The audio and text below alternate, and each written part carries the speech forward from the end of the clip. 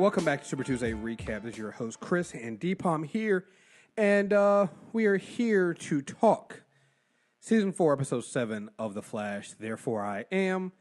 Barry comes face to face with DeVoe, whose past is revealed through flashbacks. I have to say, one of the things we've been saying is that the Flash shouldn't try to out-Arrow, and they shouldn't. This is not what you're going to do. You're not going to out-Dark Arrow. But I do have to say, I like the flashbacks in this episode. They really do flesh out. Oh, they were great. Yeah. So it's like, in that case, I'm like, I'm going to allow it. Flashbacks are an Arrow thing. But I love the way that they are able to kind of flesh out DeVoe's background and how we got to where we are with him through those flashbacks and basically tying it back to the particle accelerator and, early Wells, but really Eobard Thawne. And that scene where, Eobard as Wells is looking at DeVoe going, yeah, you're gonna do good things. And you just feel that, yeah, you don't really, I know what you mean by good things. You mean evil, bad things, but you're evil, bad Wells. So, but I really love those flashbacks there. And, again, even Barry's attitude throughout this whole episode, I felt it. I was like, he knows he's right, but he can't prove it, and he's just being stupid. But that's Barry. Yeah, I think one of the things about the flashbacks is it made DeVoe feel like he lived in our world. It felt like he was just almost one panel over in a comic book. When Barry has to chase after the mugger, that's the time when DeVoe asks, or DeVoe's wife, I should say, asked the question. And so that's kind of, I liked how they made it feel like he's been there all along, and why would you notice him until he wants to be noticed? The other thing is, I think that what Flash figured out is that they truly are the genre show. If you remember the end of last season, there was an episode with Captain Cold and Killer and King Shark. Yes. And we talked about how that was their foray into horror. Mm-hmm. Well, this was a suspenseful thriller. Yes. Because it's the narrator who we know is right because he's the hero. But guess what? It's kind of a little noir detective because everything that Barry's doing, the bad guy's one step ahead. He never even puts on the suit this episode. No. And which I was like, Barry, if you're going to break into his house, put the suit on. Put a ski mask on. Put something on. You can't break into somebody's house with no fucking... I was like, but you know what? As crazy and as stupid as it was, I also understood it. Like when Barry's talking to Iris at the end, it's like trying to explain to her why he's like, yo, I'm finally happy. My friends are safe, and we're going to get married, and now we have this guy, and I don't know, and it's literally driving him kind of crazy that he knows something's wrong, and he feels it, which, by the way, I love the fact that they keep dropping Marvel things. Like before, I think it was The Incredible Hulk, and this week it was Spider-Sense. Yeah. I know Cisco dropped an Excelsior in the past. Yes. But it also reminds me that this is Peter Parker, by the way. They're just doing Spider-Man with Flash powers. Damn, now that you think about it, yeah. I mean, Grant Gustin, because remember, I was mad he wasn't blonde. Yeah. And now I just have to be like, oh, it's just Peter Parker as the Flash. And that's made it all acceptable for me ever since. Yeah. But, you understand. You understand why Barry is this upset. But like you said, the way that... Like you said, they don't put him in the costume. The way they set up the episode is like, again, like you said, we know who DeVoe is. We know he's wrong, and we know he's evil. But Barry has to prove it. And the great thing about it is, he kind of doesn't. He doesn't prove it. He just at the end, he just kind of confronts him as like, I know it's you. Who are you? What I know that you're behind all of this stuff. I can't prove it, but I know it's you. And DeVoe just drops the facade and is just like, yeah, but who's asking? Is it you or the Flash? Right. And which Barry should have known. It was like, Barry, you got caught on camera in this man's house. Like, and not only that, but like if they actually did have a camera on, that was the one thing that got me. Like, Barry, if you knew that camera was working on the Samuroid, right? How are you shocked when he knows you're the Flash? Barry, it's a camera. There may be other cameras. Well, not only that, but it's like he's not walking around where the Samuroid helmet is.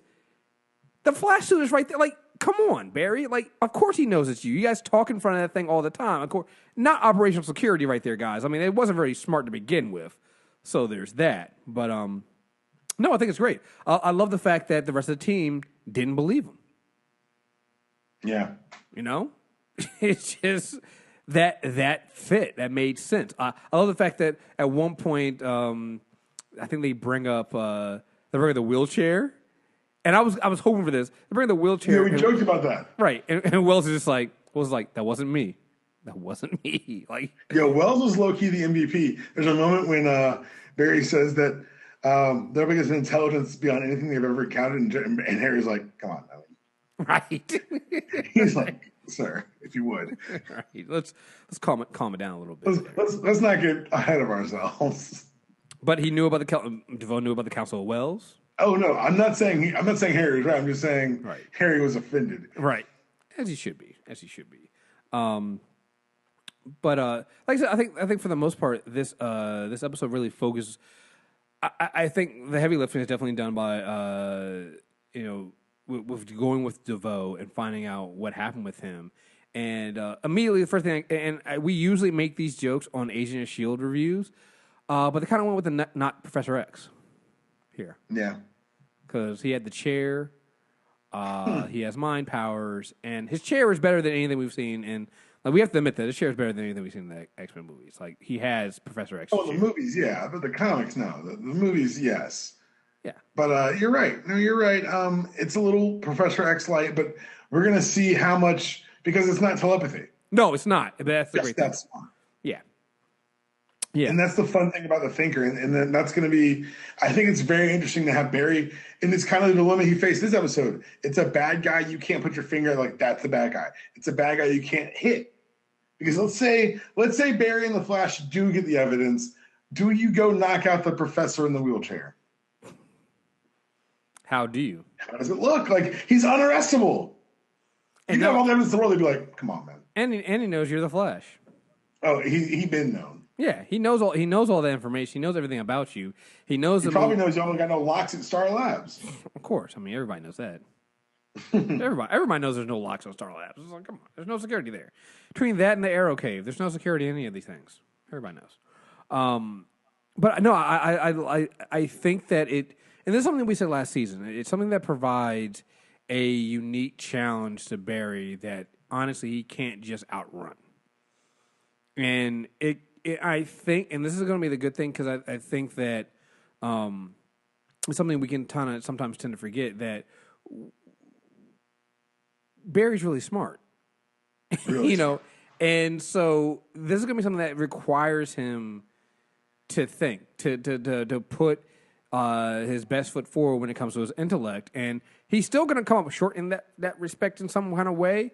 But seeing him have to use more of his mind, because again, think about it, the last 3 seasons. Not only have they been speedster villains, but it's all the answer to everything has always been run faster. That's been the answer. That's been the answer to everything. It was the answer to stopping Thawne. It was the answer to stopping Zoom. It was the answer to stopping Savitar. Everything was to run faster. He had to be faster. He had to be faster. And here with DeVoe, like you said, it's not that. And the thing about it is they kind of show that in this episode, even though they don't put him in the suit. Because Barry is trying to cut corners. He tries to cut corners. Like, he knows that he has the conclusion already that DeVoe is the DeVoe that's causing him problems. Cool. Right. And Barry thinks that he can just use that and go forward. And that works on everybody else that they do, right? For the most part. Like, once I know you're the enemy, we can attack the problem. We can deal with it. That's fine. But here he can't. Now he's getting somebody who literally outsmarts him at every chance he gets. Like, he goes and shows up at DeVoe's at the college, and DeVoe goes to his boss, goes to Captain Singh. He breaks into DeVoe's house using his speed and thinks he's fine. He gets caught on fucking camera, and then gets suspended from his job. Like, Barry legit was about to get fired and lost his job over this shit, over shit that he does all the time, because he thinks he can get away with that. So he was right, though. Like, in his defense, he was right. No. But that's the thing. He was right, but he wasn't, no pun intended, he wasn't thinking. He was right, but the way he went about it, honestly, the way he went about it in a way that assumed that everybody kind of knew he was a Flash. No, he's bad. He's a bad guy. This how Captain St. Adams was like, well, why are you doing? What investigation are you looking into?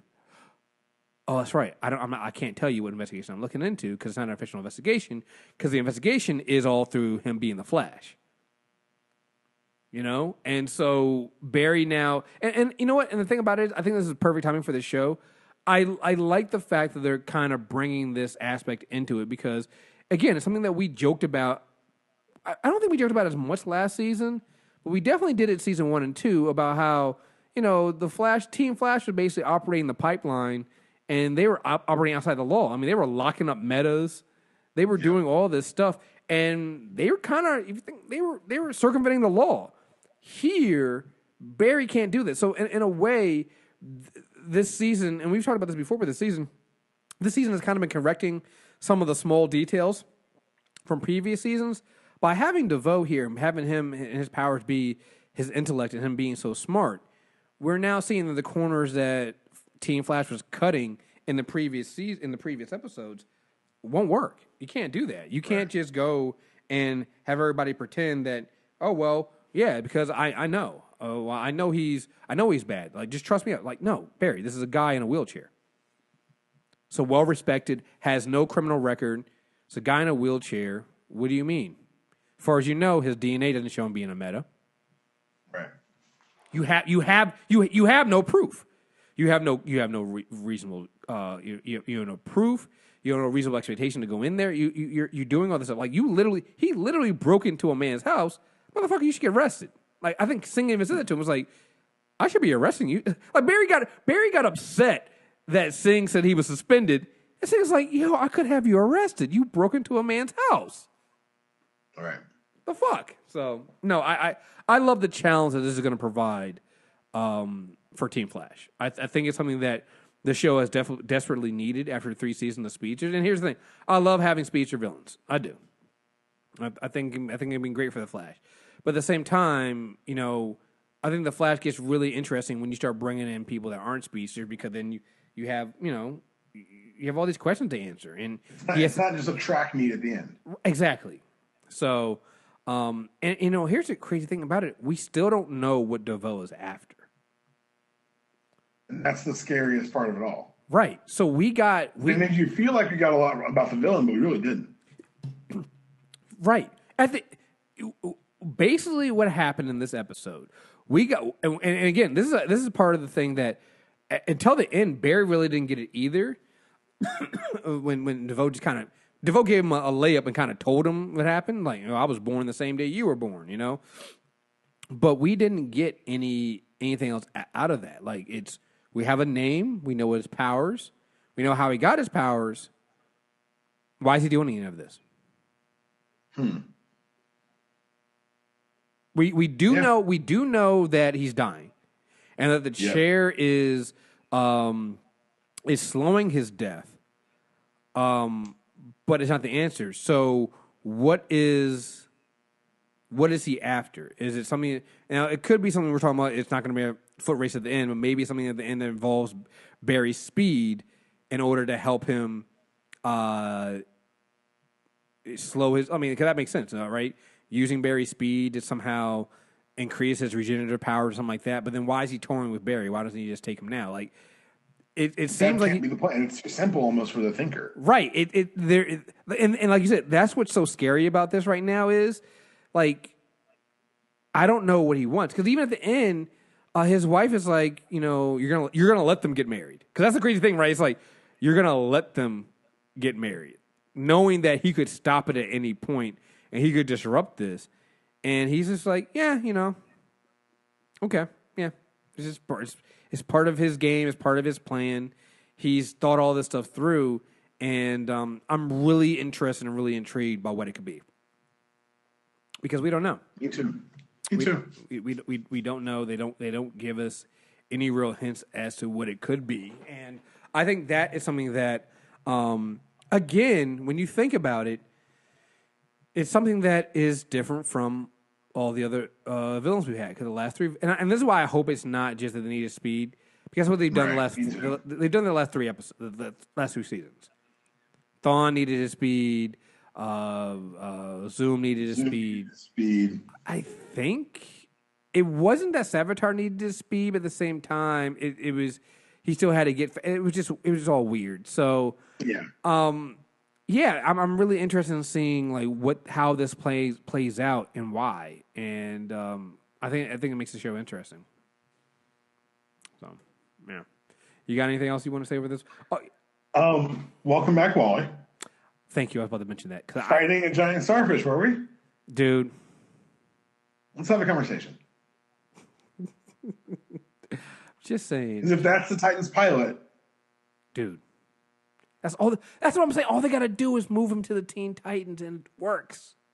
I don't trust that team yet. I don't trust the team yet either, but damn it, still do it.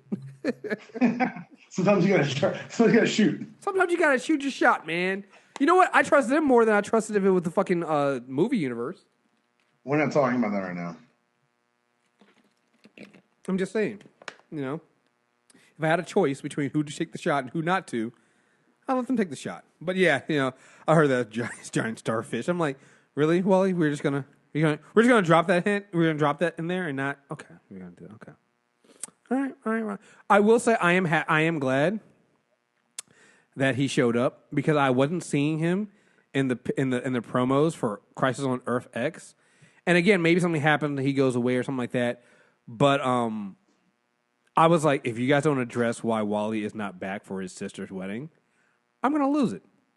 Well, he might be back for the wedding. You just didn't see him in that scene, and maybe he decides that he stays behind because someone's got to mind the store. No, and I'm fine with that, and I'm okay with that.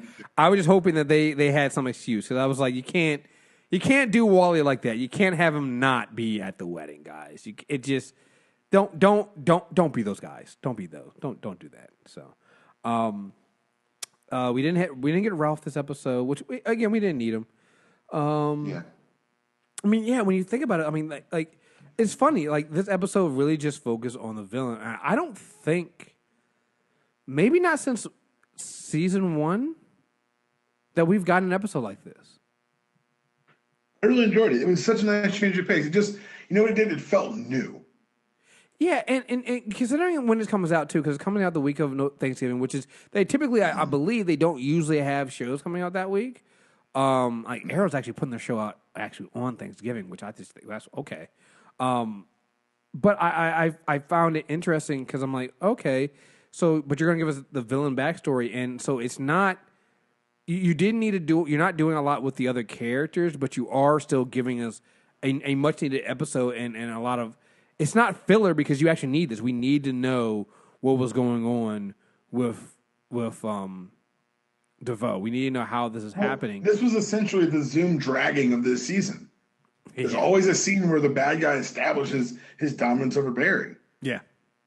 And this was it. This was him literally telling Barry, like, oh, it doesn't matter that you know that I know. This is the beginning. It's like, what? Oh, shit. Oh, wait, what? Like, he throws Barry off simply by existing. Yeah. Yeah. And, I like I said, and it doesn't feel like you're missing anything with them going into this crossover next week.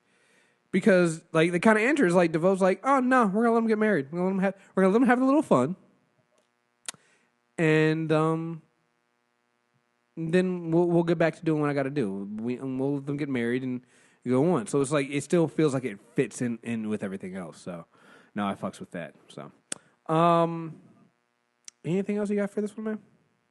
That was it for me. It's a pretty straightforward episode that had a lot of A-plot, not much anything around it. But I think that Grant Gustin is a strong enough actor that he was able to really convey everything he needed to carrying this episode.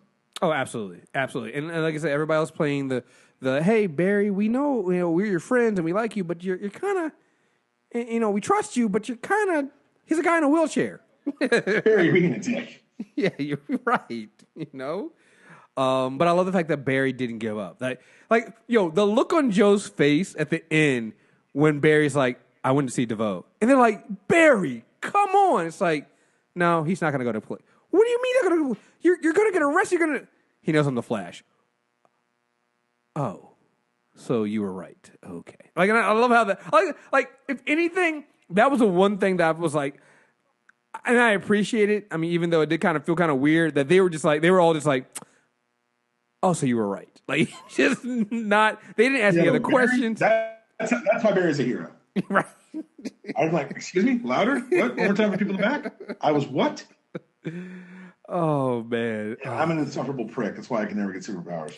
Oh, yeah, no, you don't want to sue, no, Chris and DeVoe. No, I want them. Y'all don't want me to have them. Yeah, no, that's not a good idea. So, all right, folks, there you guys have it. That is our review for The Flash. Very nice, short and sweet. These all have kind of been, I know they'll pick up once we get more into the season and get more of the plot. But right now, they've been kind of straightforward episodes, which I've enjoyed.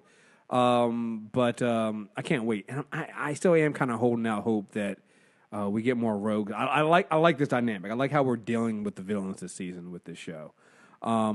So you guys are probably hearing this, probably listen to us on Thanksgiving. Thank you guys very much. And you guys can, again, send us in any of your questions to mtrailerreviews at mtrnetwork.net. I don't think, we haven't checked in a while, but we haven't gotten any new reviews, have we? Let me look right now while we're talking about it. Okay. It's too late now if you're listening to this, it's too late now to get into your questions for the mailbag. Because we're recording it right after this, not too long from now. But for the next mailbag that will come in at the end of December at some point, email us at mailbag@mtrnetwork.net, and we'll be talking probably some Star Wars stuff at that point because it'll be end of December. But email us if you have questions about movies, TV shows, comic books, and things like that, and we'll discuss them there. And we have one new review, but it's a 4-star. So guess what? Oh, can't read it. Sorry, guys. We only read 5-star reviews, so sorry. Thanks for the 4-star, but that's all. I hope it was a typo. You can go back and fix it though. If you love the 4-star review, you can go back and fix adjust. And then guess what? I will read the review. Yeah. So there you guys have it. Thank you guys very much, and until next time, we are at a. Oh wait. Make sure you subscribe to us on YouTube. I have some stuff coming out on YouTube, hopefully next week. So subscribe to YouTube, youtube.com/MTR Network. And we also have an announcement coming, hopefully, in the next couple of weeks, about some other YouTube channels we have coming out as well. So just stay tuned. Folks, thank you very much for listening. Until next time, we're out of here. Peace.